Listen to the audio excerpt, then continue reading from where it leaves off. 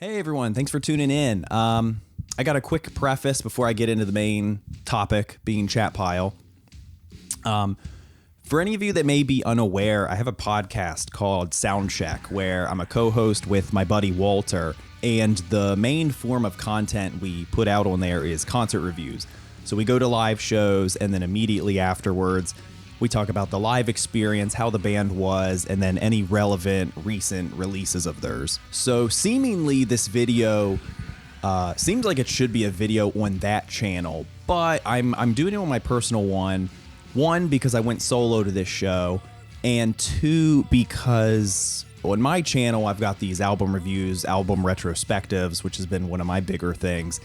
And my channel's not large by any means whatsoever, but the God's Country album retrospective by Chat Pile is far and above my biggest video in terms of likes and engagement, which thank you all so much for that, by the way. Wow, that sounded weird.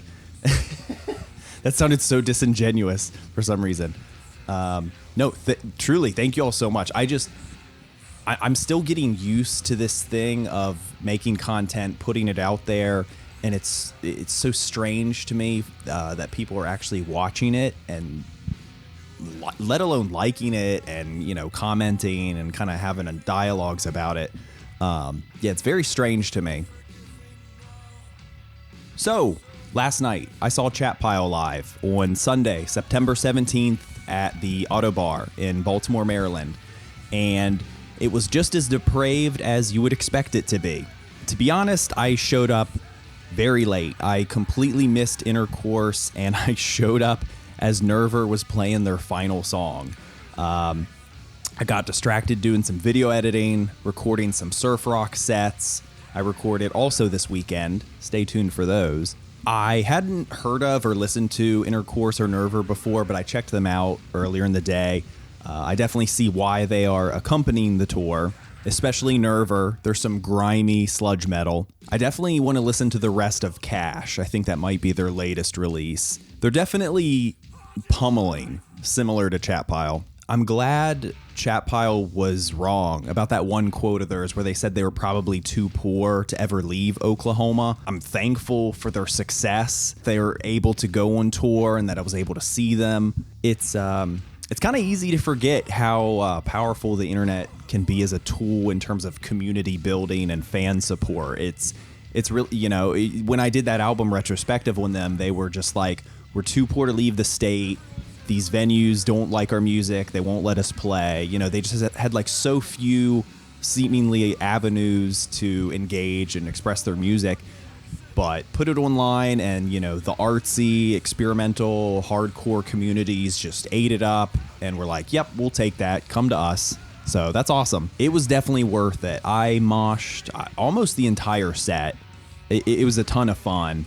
It was a very violent show with stage diving, hardcore dancing, people were like slipping and sliding on all the spilt beer on the floor. The vocalist, Ray Gun Bush, his shirt was off in 30 seconds of being on stage. I blinked and it was gone. I don't recall seeing him make eye contact with a single person in the venue the entire night. Even when responding to fans, he's just got this 1,000-yard stare. He's just always looking up at the ceiling or the floor, wherever. Between songs, he talked about all the books and movies that he knew of and had seen that were recorded or written about in Baltimore. He even kind of roasted the crowd a little bit for not knowing that many John Waters movies. This might sound kind of dumb to say, but I honestly only really know their God's Country material. I have checked out their other EPs. They haven't latched on to me quite as much as the songs on God's Country did. Now, after hearing their other material live, I definitely feel the urge to go back with a fresh pair of ears. On the recordings, to me, the vocals are the showcase, the storytelling and the unhinged delivery. But live, the instrumentals take the cake. Stin's bass is super heavy and groovy. He really just, you know, it's just a monstrous sound. It really got the crowd just sort of like lurching with it. Luther Manhole's guitar, he had these segments where he would do these panic chords, and it was a terrifying sound, and, you know, just that abrasive noise rock way, but it just really lit the crowd up. It was a hardcore show through and through. Violence abound.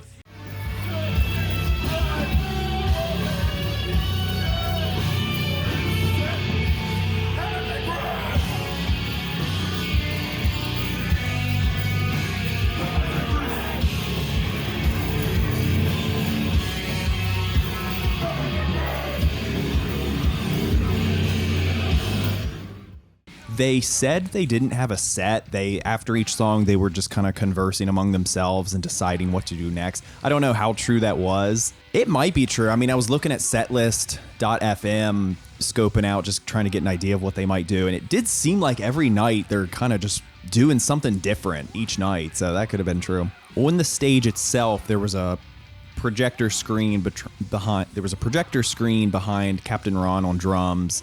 And the whole time just had a still image of a car that ran into a building. They were all more personable than I was expecting. I don't know why, but for some reason I just kind of thought their stage presence, they might be a little more like stoic or serious.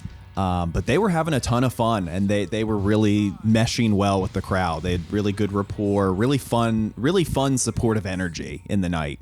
The crowd ate it up. I don't think it was a crazy long set. I feel like it was only like 40 minutes or something. It was a ton of fun. Check them out if you're able to. Feel free to come up to me and chat if you ever see me at a show. Peace.